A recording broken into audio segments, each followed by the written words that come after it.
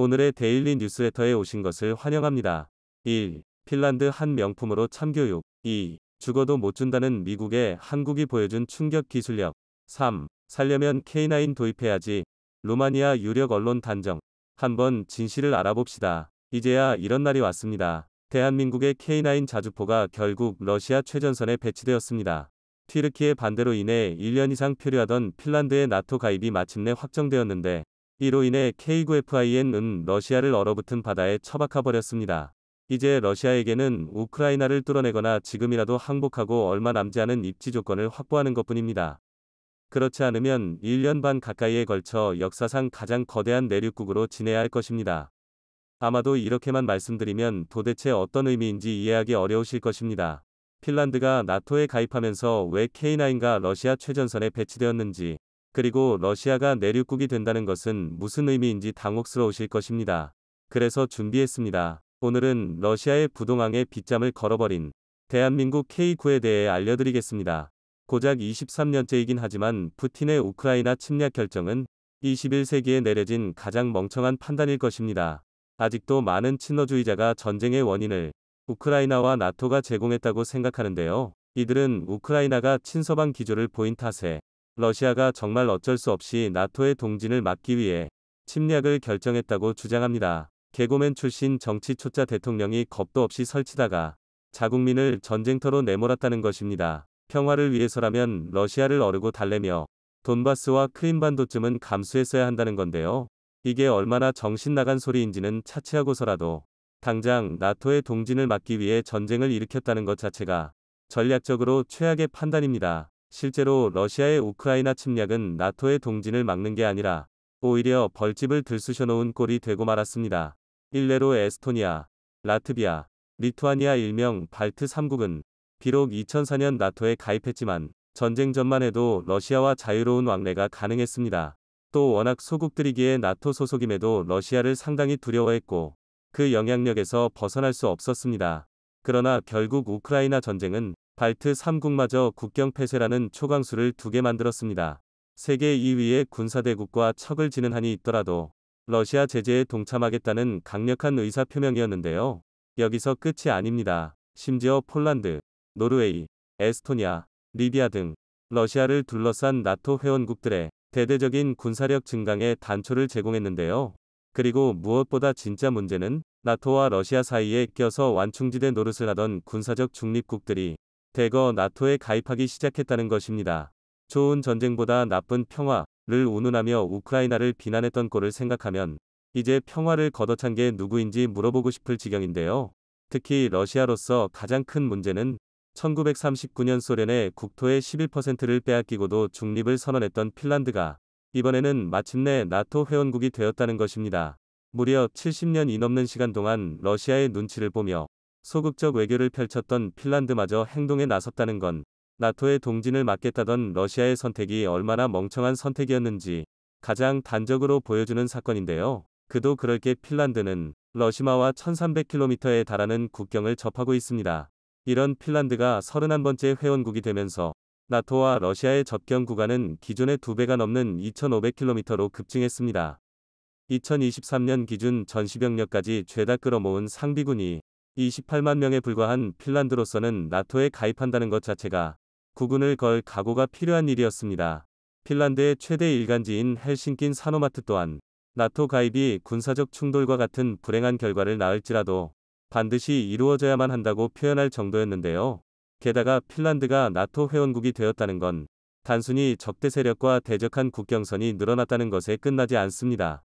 핀란드의 나토 가입은 결국 러시아의 젖줄이나 다름없는 발트해가 나토의 호수가 된다는 뜻입니다. 러시아는 현존하는 국가 중 가장 넓은 영토를 지닌 나라입니다. 그 넓이만 자그마치 1710만 평방킬로미터로 대한민국의 약 170회, 전체 육지 면적의 무려 11%에 육박합니다. 그러나 예나 지금이나 러시아는 여전히 땅에 집착하고 있습니다. 바로 얼지 않는 항구 부동항을 찾기 위해서입니다. 그 넓은 땅에 러시아가 가진 부동항이라고는 흑해 연안과 발트해의 상트페테르부르크, 칼리닝그라드, 동해의 블라디보스토크, 북극해의 무르만스크 정도가 전부입니다. 물론 흑해와 칼리닝그라드를 빼면 종종 얼어붙긴 하지만 이 정도면 감지덕지한데요. 특히 발트해에 면한 상트페테르부르크는 러시아 제2의 도심이자 대단히 중요한 지역입니다. 러시아에서 출발한 러시아산 천연가스는 발트해 밑바닥을 지나 독일로 향하는데요. 유럽에서 들어오는 대부분의 해상물자 또한 대부분 발트해를 거쳐 러시아로 공급되기 때문입니다. 대한민국에 비유하자면 부산항과 비슷한데요. 이는 군사적으로도 마찬가지입니다. 일례로 러시아의 전신인 소련은 1814년 발트해에 발틱 함대를 선봉으로 내세워 핀란드와 스웨덴을 침공했고 1905년에는 발트해와 수에즈 운하 그리고 인도양을 거쳐 일본과 스시마 해전을 벌였습니다. 한마디로 발트해와 상트페테르부르크는 러시아의 입구이자 출구였던 셈인데요. 그런데 핀란드가 나토 회원국이 되면서 더 이상 상트페테르부르크를 통한 발트해 진출이 불가능해졌습니다. 뿐만 아니라 월경지인 칼리닝그라드는 나토에 포위되었는데요. 칼리닝그라드는 흑해의 소형 항구들을 제외하면 러시아가 현재 보유한 공식 영토 중 유일하게 1년 내내 얼지 않는 부동항입니다. 그 중요성은 이루 말할 수 없는데요. 실제로 칼리닝그라드에는 러시아가 보유한 4대 함대 중 하나인 발틱 함대가 주둔하고 있습니다. 게다가 극초음속 미사일을 포함한 각종 미사일과 전략 자산이 도배된 군사적 요충지입니다. 그러나 이제는 핀란드의 나토 가입으로 인해 러시아 본토에서 칼리닝그라드까지 이어지는 해상로가 완전히 봉쇄되었는데요. 물론 바다에서 핀란드가 러시아를 상대하는 건 무리입니다. 핀란드의 해상 전력은 250톤급 미사일 고속정과 기뢰 부설정 등으로 구성된 수상함 전력이 전부라고 해도 좋을 정도로 빈약합니다. 반면 칼리닝그라드와 상트페테르부르크에 주둔 중인 발틱 함대는 세계 해군력 3위인 러시마가 보유한 강력한 해상 전력인데요. 당장 발틱 함대의 기함인 소브레멘니급 구축함만 봐도 만재 배수량 8,000톤에 전장 156m, 전폭 17.3m로 핀란드의 함정과는 비교 자체가 성립되지 않을 정도의 스펙을 갖고 있습니다. 전체 규모 면에서도 발틱 함대는 30척이 넘는 초계함과 11정의 상륙정, 잠수함까지 포함해 총 50척이 넘는 함정을 보유하고 있는데요. 우크라이나 전쟁의 사례만 봐도 알 수 있겠지만 해상에서는 아직 러시마의 힘이 건재합니다. 그러나 러시아의 진짜 문제는 바다가 아니라 상트페테르부르크에서 발트해로 이어지는 지형 그 자체입니다. 지도를 보면 알 수 있으시겠지만 상트페테르부르크에서 발트해로 진출하기 위해서는 폭이 겨우 50km에 불과한 좁은 해협을 지나야 하는데요. 그런데 핀란드는 다름 아닌 K9FIN의 운용국입니다. 그것도 현재 운용 중인 것만 48문에 달하고 2021년에 신문 추가 도입, 2022년에는 무려 38문이나 추가 도입을 결정했는데요. 이는 핀란드군의 규모를 생각하면 핀란드 포병이 보유한 최대 전력이라는 것입니다. 그리고 K9이라면 발틱 함대가 얼마나 강력하든 지상에서 요격하기에 충분합니다. 아닌 게 아니라 K9 자주포는 이미 지난 2016년 육군 8군 단 주관으로 시행된 동해안 합동 해상사격 훈련에서 해상 표적 제압 능력을 충분히 입증했습니다. 고속정을 이용한 북한의 기습 침투에 대응하기 위해 애초에 설계부터 해상 표적에 대한 타격 능력을 염두에 뒀기 때문인데요. 당시 K9은 무인기의 좌표 습득을 이용한 정밀 포격으로 육지에서 무려 40km가 떨어진 가상 표적을 완벽하게 파괴했습니다. 여기서 끝이 아닙니다. 지난 2017년에는 이집트 수출을 진행하기 위해 시행된 K9A1 시험평가에서 망망대해의 이동 표적을 저격하며 이집트 방산 관계자들을 경막하게 악들었는데요. 이런 압도적인 명중률 덕분에 이집트와 200대에 달하는 K9 도입 계약을 체결할 수 있었습니다. 즉 핀란드는 K9를 해안포로 배치하는 것만으로도 해상이 아닌 육지에서 러시아의 발트해 진출을 좌지우지할 수 있습니다. 반대로 러시아 입장에서는 사자의 아가리 속으로 기어들어가는 꼴인데요. 더군다나 핀란드 해협의 맞은편에는 똑같이 K9 자주포를 운용 중인 에스토니아가 존재합니다. 서두에 말씀드린 것처럼 에스토니아는 절대 군사력이 강한 나라라고 할 수 없는데요. 지난 2022년을 기준으로 에스토니아는 32만 명 남짓한 인구와 7,200명 정도 수준의 정규병력밖에 보유하지 못했습니다. 특히 막대한 자본과 상당한 시간이 필요한 해상 전력은 600톤급 소해함 3척과 577톤급 군수함 1척, 경비정 6척이 보유한 함정의 전부입니다. 심지어 공군의 상황은 더 심각한데요. 에스토니아 공군의 총병력은 250명에 불과한 데다 그나마 보유한 전투기가 하나도 없어서 나토 회원국이 번갈아 연공을 순찰하는 게 고작입니다. 굳이 비유하자면 러시아가 콧방귀만 껴도 날아갈 수준인데요. 그래도 그나마 사정이 나은 건 에스토니아 육군입니다.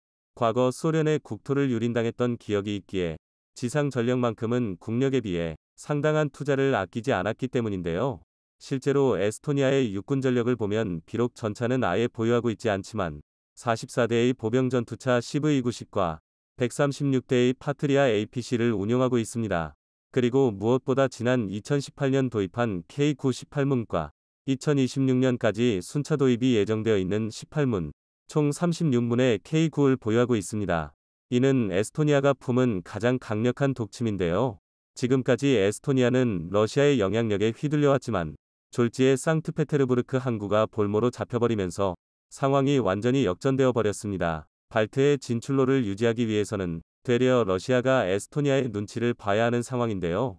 그렇다고 러시아가 우크라이나처럼 에스토니아를 힘으로 눌러버리자니 바로 위에 핀란드부터가 나토 헌장 5조를 발동시킬 겁니다. 자승자박이라는 게 지금 딱 러시아를 대변하는 말인데요.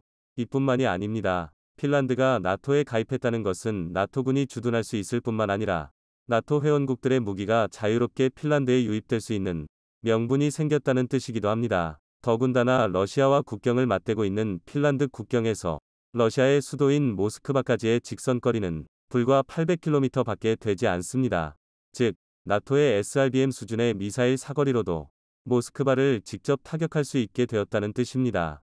결과론적인 얘기긴 하지만 핀란드를 통해 나토는 러시아의 체크메이트, 장군을 날렸습니다. 만에 하나 러시아가 돈바스 지역을 확보하고 크림반도를 유지한 채 전쟁이 끝나더라도 사실상 발트해를 잃은 셈입니다. 부동항 확보라는 측면에서 본다면 전쟁의 목적을 상실한 건데요. 과연 K9의 빗장을 걸어둔 발트해를 보고도 러시아가 전쟁을 이어갈 수 있을지 귀추가 주목됩니다. 얼마 전 호주에서 한국의 뒤통수를 때리는 소식이 들려왔었습니다. 미국이 한국에 허가해주지 않고 있는 핵잠수함 건조를 호주에는 승인해준 것인데요. 지난 9일 미국이 호주의 핵추진 잠수함 구매를 승낙했다고 발표했습니다. 로이터 통신의 보도에 따르면 호주는 2030년까지 미국에서 건조되는 버지니아급 핵추진 잠수함 3척을 구매하고 2척을 추가로 구매할 수 있는 옵션을 가지게 되었다고 합니다. 한국 해군이 그토록 간절히 바래왔었던 핵추진 잠수함을 한국에는 절대 허가해주지 않더니 호주에는 5척이나 구매할 수 있도록 허가를 내주었다는 소식에 미국의 강한 배신감을 느껴야 했었는데요. 심지어 한국은 미국에서 팔아주지 않고 그저 원자력 사용 제한을 풀어주기만 한다면 당장 핵추진 잠수함을 건조할 수 있는 기술력을 가지고 있기에 더욱 아쉬움을 느껴야 했었습니다. 게다가 지난 16일 미 국무부 부차관보인 앤서니 와이어가 한국과는 핵추진 잠수함 기술을 공유할 계획이 없다고 재차 강조하며 더 큰 배신감을 느끼게 만들었습니다. 같은 동맹이지만 호주와 달리 한국은 안 된다고 선을 그어버린 것이죠. 하지만 너희만 안 된다고 하면 참지 못하는 게 한국인들이죠. 얼마 전 핵추진 잠수함급 작전 능력과 현존하는 재래식 잠수함 중 최고의 성능을 갖추게 될 하이브리드 잠수함의 본격적인 건조가 시작되었다는 소식이 들려왔습니다. 바로 도산안창호함의 뒤를 이어 대한민국의 바다를 지킬 차세대 잠수함 장보고 3배치 2인데요. 지난 30일 장보고 3배치 2 선도함의 기공식이 거제도에 위치한 대우조선소에서 열렸습니다. 장보고 3 사업은 3,000톤급 중형 잠수함 9척을 건조하는 사업으로 배치 1으로는 이미 실전 배치된 도산안창호함을 포함한 3척이 실전 배치를 앞두고 있으며 이보다 한층 더 발전된 형태인 배치 2급 잠수함 2척의 본격적인 건조가 시작된 것입니다. 선도함은 2026년 해군에 인도될 예정이며 착공에 들어간 2호함 역시 2028년 인도될 예정입니다. 도산안창호함보다 배수량이 600톤이나 늘어 수중 배수량 4,000톤급 잠수함이 된 장보고 3배치2는 현존하는 디젤 잠수함 중 작전 능력이 가장 우수한 것으로 평가받고 있는데요. 앞서 실전 배치된 도산안창호함보다 전투 및 소나체계 성능을 획기적으로 개선해 적 잠수함 탐지 및 교전 능력이 향상되었고 기존 6기가 탑재되어 있었던 수직 발사대도 4기가 늘어나 총 10대의 SLBM 발사대를 갖추게 되었습니다. 가장 주목해야 하는 부분은 국내 잠수함 중에선 최초, 중대형급 잠수함 중에서는 세계에서 2번째로 리튬 전지가 탑재된다는 것입니다. 현재 배치된 도산안창호급 잠수함에는 한국특수전지, KSB에서 생산하는 납축전지를 탑재하고 있는데요. 납축전지는 낮은 제조 원가로 가격 경쟁력이 우수하나 충전 과정에서 수소가스가 발생하여 폭발 위험성이 있으며 다양한 부속 설비들을 필요로 한다는 문제점이 있습니다. 협소한 잠수함 공간에 추가적인 설비가 들어간다는 건 그만큼 무장량과 연료 탑재량이 줄어든다는 걸 의미하죠. 하지만 리튬 전지는 납축 전지에 비해 작동 전압과 에너지 용량이 우수하며 충방전 과정에서 가스가 발생하지 않아 부속 설비들을 제거해 공간을 더 많이 확보할 수 있습니다. 이를 통해 리튬 전지는 기존 납축 전지보다 같은 공간에 더 많은 용량의 배터리를 탑재할 수 있고, 리튬 전지를 탑재한 장보고 3배치 2 잠수함은 최저 속도 잠항 시간을 166%, 최고 속도 잠항 시간을 305%까지 향상시킬 수 있었습니다. 또한 충반 전유율도 50%이며 수명이 2000 사이클인 납축 전지에 비해 97%로 100%에 가까운 높은 충방 전유율과 4000 사이클로 2배에 달하는 수명을 가지고 있어 잠수함의 운용 및 유지 보수에 있어서도 매우 유리한 이점을 가지고 있습니다. 이를 통해 새롭게 건조되는 배치 2 잠수함은 기존 재래식 잠수함의 한계를 뛰어넘는 은밀성과 잠항 성능을 확보할 수 있을 것으로 기대받고 있습니다. 잠수함에 탑재될 잠수함용 리튬 전지 체계는 리튬 전지에 있어서는 최고의 기술력을 가진 국내 기술로 제작되었는데요. 체계 개발을 맡은 하나디펜스는 국내에서 리튬 전지 관련 최고의 기술력을 가지고 있는 삼성 SDI의 리튬이온 셀 192개를 직렬 구성한 리튬 전지 모듈을 개발하였으며, 장보고 3배치 2 잠수함에는 총 140개의 모듈로 구성되는 11.2MWh 용량의 리튬 전지 그룹 2개가 탑재될 예정입니다. 그런데 이러한 군용 장비의 높은 출력보다 중요한 부분이 있으니 바로 안정성입니다. 아무리 평시 작전에서 높은 효율성을 보여준다 하더라도 교전 시 작은 충격에 폭발해 버린다면 군용으로 쓸 수 있는 장비라고 할 수 없죠. 특히 리튬은 물에 닿으면 폭발하는 성질을 가진 금속으로 한번 불이 붙게 될 경우 쉽게 끌 수 없는 성질을 가지고 있습니다. 전기차의 화재 사고를 진압하기 어려운 이유 중 하나이죠. 무게 안정성을 위해 잠수함 하부에 배치되는 리튬 전지는 선체에 파손이 발생할 경우 곧바로 해수에 노출될 가능성이 높습니다. 그렇게 될 경우 리튬 전지에서 수소가스가 발생하면서 연쇄적인 폭발로 이어져 잠수함이 곧바로 침몰해버릴 수도 있죠. 이러한 사태를 막기 위해 잠수함에 탑재되는 리튬 전지는 절연 성능을 강화하고 과전압, 과전류, 고온 등에 대한 다중 안전장치를 적용하여 일반 전기차 배터리와는 차원이 다른 안정성을 갖추고 있습니다. 또한 리튬 전지 모듈은 외부의 화염으로부터 보호할 수 있도록 전체를 둘러싸 밀봉시키는 압력용기 구조로 설계되었는데요. 모듈을 둘러싸는 소재는 열전도 및 열팽창률, 비열 성능이 높은 스테인리스강, STS 계열의 소재로 제작되어 1400의 온도까지 내부를 보호할 수 있습니다. 이처럼 안전장치들이 마련되어 있지만 과연 실전에서도 제대로 작동할지는 확인해보아야 알 수 있을 텐데요. 그것을 확인하기 위해 하나디펜스에서는 말 그대로 전지를 불에 태우고 물에 담궈보았습니다. 이는 세계 최초로 이루어진 잠수함 전지에 대한 성능 입증 테스트였는데요. 하나디펜스에서는 전지를 794VDC 직류전압으로 95%까지 충전하고 연소안전 시험평가를 실시했습니다. 800터부터 1100이 화염에서 2분간 가열하였지만 시험 후 모듈의 파손은 확인되지 않았고, 모듈 구조물 속 전지도 전혀 손상되지 않고 초기 전압인 794VDC 직류전압을 유지하고 있는 걸 확인할 수 있었습니다. 또한 염수로부터 안전한지를 확인하기 위해 작동 중인 리튬 전지팩을 말 그대로 바닷물 속에 담가 보았는데요. 고전압으로 충전된 리튬 전지팩을 바닷물보다 고농도의 염수에 침수시켰지만 화염이나 폭발 반응은 전혀 발생하지 않았고, 이후 전지가 완전히 방전될 때까지 하루 동안 물속에 방치해뒀음에도 물속에서 꺼내 확인한 결과 어떤 화염이나 폭발 흔적도 발생하지 않았었습니다.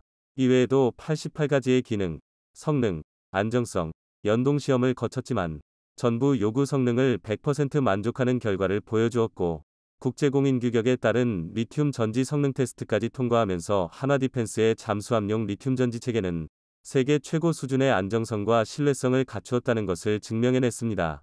하나디펜스는 성공적으로 완성된 잠수함용 리튬 전지 체계를 이용하여 선박용 고안정성 에너지 저장 장치 ESS 개발에도 나설 것이라고 밝혔는데요.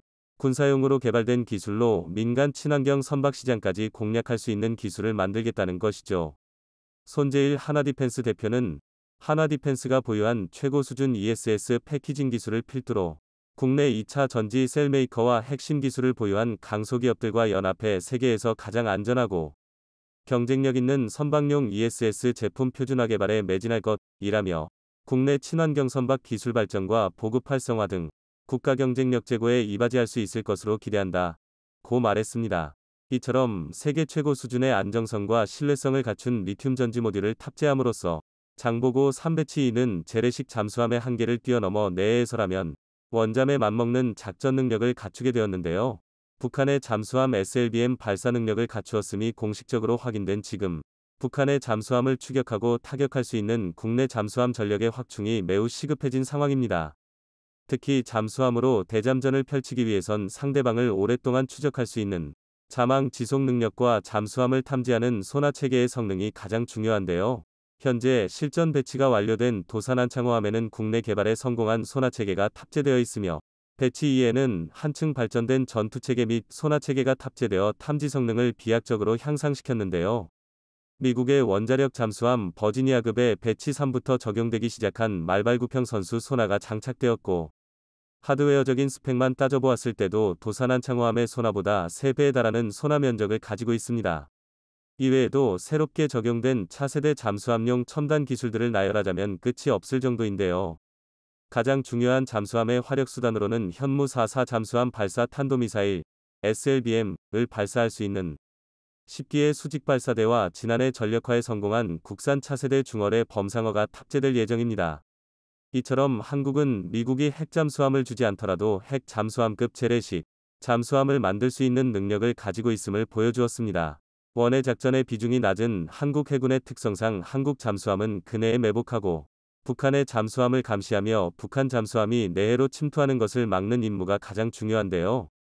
한번 가동할 경우 절대로 시동을 끌 수 없는 핵 추진 잠수함과 달리 디젤 엔진 잠수함은 엔진을 끄고 대기할 수 있기에 소음을 최대한 줄여야 하는 매복 임무에서는 디젤 잠수함이 핵 추진 잠수함보다 앞서는 부분이 있습니다. 한국의 협소한 전술적 환경에서 자망 시간을 최대화한 하이브리드 디젤 잠수함 전력은 핵 추진 잠수함 못지않은 작전 능력을 발휘할 수 있다는 것이죠. 대한민국의 신무기 개발에 하나하나 태클을 거는 미국이 아니 꼽지 않을 수가 없지만 한국의 뛰어난 연구진들은 시련이 닥칠 때마다 이를 극복하고 한계를 넘어서는 성능의 무기들을 선보여 왔었습니다. 하늘과 지상, 바다, 그리고 심해까지 한국의 뛰어난 무기를 이 빈틈없이 지키게 될 그날을 그려봅니다. 한국, 설레발치지 말아라. 루마니아의 K9 자주포 도입을 둘러싼 논쟁이 뜨겁습니다. 최근 루마니아 국방부는 의회에 차세대 자주포 도입을 위한 예산 승인을 요청했는데요. 국내 다수의 매체도 폴란드 사례를 예로 들며 루마니아가 대한민국 K9 자주포 도입을 결정했다고 앞다퉈 대서특필하고 있습니다. 이대로만 가면 물 흐르듯 자연스럽게 또 한 번 K9 자주포 대박이 터질 것 같은데요. 그런데 오히려 전문가들은 정반대의 분석을 내놓고 있습니다. 루마니아의 K9 자주포 도입 여부를 두고 첨예한 대립을 이어가고 있는데요. 그래서 준비했습니다. 오늘은 어디에서도 볼 수 없었던 루마니아 K9 자주포 도입의 실상에 대해 낱낱이 파헤쳐 드리겠습니다. 루마니아의 자주포 도입 예산만은 금액으로만 따져도 19억 2,300만 달러, 하나 약 2조 5천억 원이 넘는 초대 규모 사업입니다. 총 2단계로 구성된 이번 사업은 1단계에만 자주포 54문 구매가 계획되어 있는데요. 편제상으로 보면 한 개 대대 18문씩 완전히 새로운 포병 여단 하나를 창설할 만큼의 물량을 도입하는 셈입니다. 단순 규모 면에 있어서는 전 세계 각국에서 진행 중인 자주포 도입 사업 중에서도 손에 꼽을 만한 수준입니다. 게다가 루마니아는 대대적인 군 현대화 사업을 추진하고 있습니다. 다시 말해 이런 대규모 사업이 한두 번으로 끝나지는 않을 것이라는 뜻입니다. 실제로 이미 2023년부터 시작되는 차기 전차 도입 사업을 준비하고 있는데요. 이런 대규모 전력 개편은 일반적으로 같은 나라의 무기 체계를 도입하는 경우가 대부분입니다. 운용 난이도 측면이나 유지 보수 측면이나 체계가 단순할수록 효율이 높기 때문인데요. 이를 군에서 얼마나 중요하게 생각하는지는 폴란드의 사례를 보면 확실히 말 수 있습니다. 현재 폴란드는 지상 전력에서만 K2 흑표 980대, K9 자주포 670문 도입을 추진하는 등 사실상 군 편제를 대한민국 무기체계로 송두리째 바꾸고 있는데요. 이것도 모자라 최근에는 자체 개발한 보르숙 장갑차에 K9 차체 도입을 검토 중이고 여기에 추가로 AS-21 레드백 도입까지 검토하고 있습니다. 이뿐만이 아닙니다. 장거리 타격 무기 보유를 위해서는 K239 천무 발사기 300대를 도입하고 자국산 사격 통제 장치, 차대와 결합하여 WR300 호마르로 개수하는 사업을 계획하고 있는데요. 이 모든 게 체계 통합이라는 이유로 아주 쉽게 설명할 수 있습니다. 그리고 루마니아 또한 폴란드 사례처럼 외산 무기를 일원화할 확률이 큰데요. 즉, 이번 자주포 도입 사업의 결과에 따라 앞으로 수십 년간 이어질 루마니아의 군 현대화 사업에서 유리한 고지를 선점할 수 있다는 뜻입니다. 심지어 루마니아는 지난 2022년 국방 예산을 GDP 2.5% 수준으로 높이겠다 밝혔고, 향후 최대 3%까지 점진적으로 증액할 것이라 선언했는데요. 지금의 자주포 도입 사업은 이 막대한 계획의 마중물에 불과합니다. 그런데 문제는 이처럼 워낙 미래 가치가 큰 대규모 사업이다 보니 너도 나도 줄을 대느라 온갖 잡음이 끊이질 않고 있다는 건데요.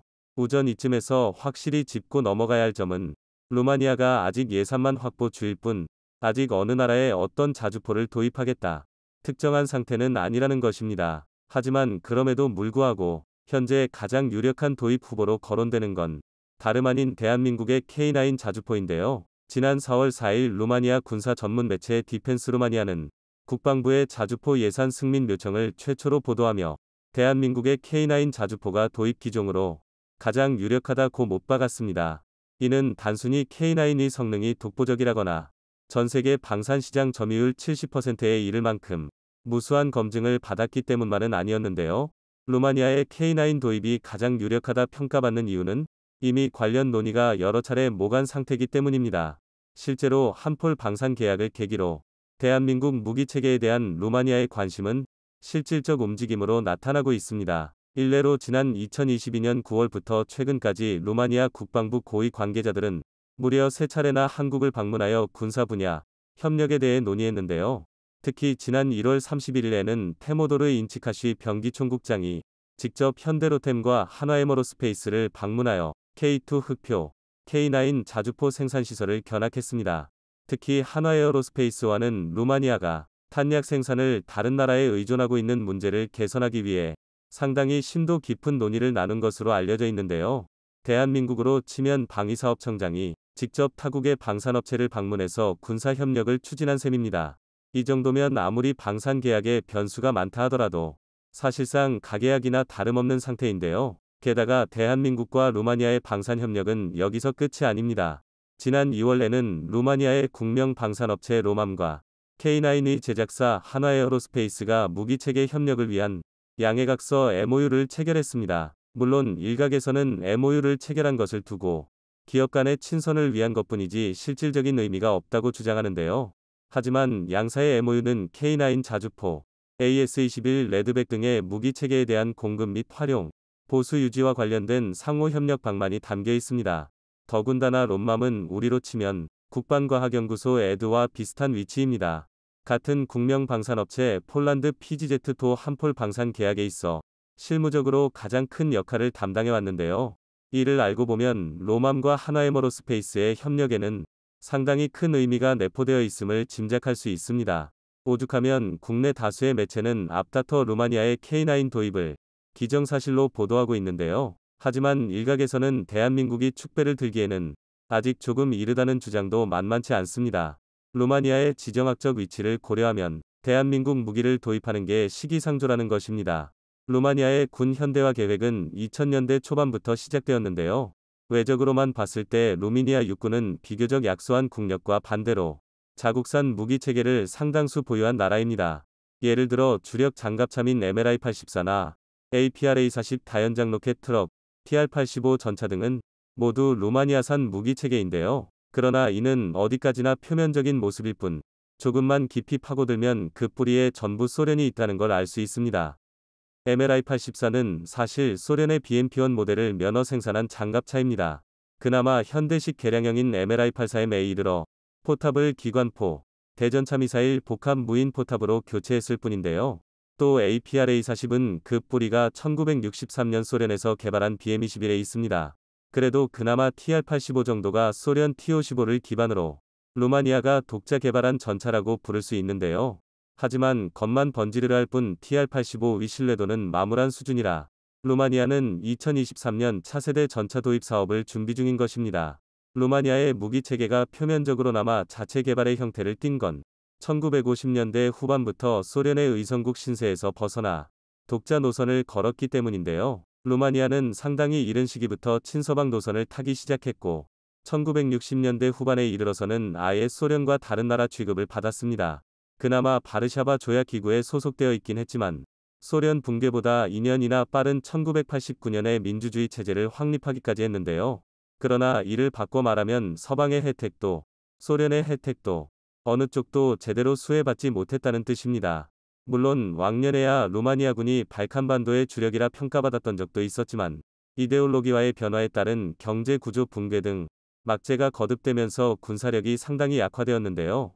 그렇기 때문에 루마니아의 군 현대화 계획은 국가의 운명을 걸고 안정적인 안보 환경을 조성하려는 국책 사업이 될 수밖에 없습니다. 특히 2014년 크림반도 사태 이후 루마니아는 러시아의 우크라이나 침략을 미리 예견했고 군 현대화 계획을 가속했는데요. 그런데 이것이 대한민국 K9 도입에 걸림돌이 될 수 있는 이유는 루마니아의 국제적인 영향력 때문입니다. 지금까지 말씀드린 내용을 되짚어보시면 폴란드와 루마니아가 굉장히 비슷한 포지션임을 말 수 있으실 텐데요. 나토를 의시한 서방 세계의 폴란드와 루마니아는 우크라이나, 몰도바를 제외하면 사실상 러시아의 진격을 막을 유일한 방패막이입니다. 그러나 두 나라에는 결정적인 차이가 있는데요.